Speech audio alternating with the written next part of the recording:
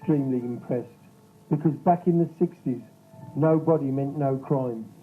This was, the Krays believed, an opportunity for Foreman to repay his debts to them, and an opportunity for them to commit murder without fear of being caught. The very thought of being free to murder at will coursed through schizophrenic Ronnie Kray's veins.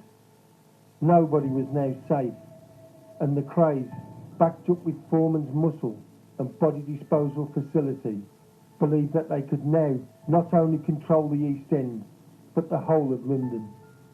The West End was a gold mine, and seizing control of it became a priority for the Krays. Only two things stood in their way: brothers Charles and Eddie Richardson.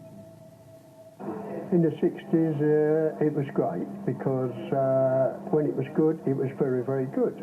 I mean, you had a nice Bentley car, pulled up nightclubs and all this and that, everything was going on. It was great, you know. And then that was the best, probably the best period, you know, when all that was going on. If you had the West End, that's the jewel in the crown in London. Not the pubs, not this, not that, the West End. The West End is a money-making machine. And they had their finger in every pie. If the machine went into a club, they was basically minding the club without putting anyone on the door or whatever. But they were very honest and very good with everyone. They weren't greedy. They invited, if anyone went to work with them, they put them in on the coup and give them a fair share. And that's what made my dad and Eddie so good. Well, yeah, certain people was honourable, yeah, and other people wasn't. So I've always been considered honourable.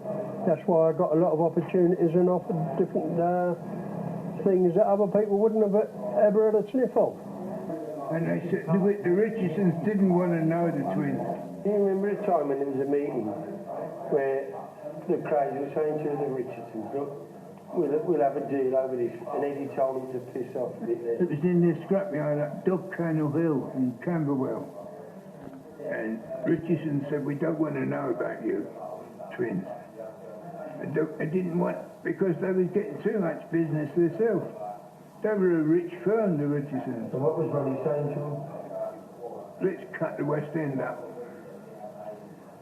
in a sensible sort of way, because he thought he would watch a few American gangster films and he saw how Dutchy Schultz and Al Capone done it, and he thought he could do it the same way.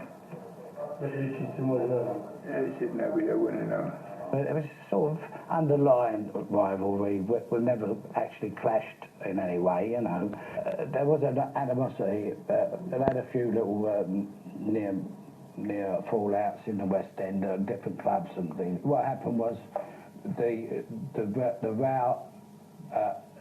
I mean, there was a fellow who I had 6 betting shops, you know, betting offices, and one of these young guys, he was only 20, Kenny Hampton. He was a lovely kid, and the girls liked him because he's a good-looking boy. And he was in a club one night, at the Stalk Club, I think it was, yeah. And he got bashed up down in the toilets for no reason at all, but I kicked the shit out of him.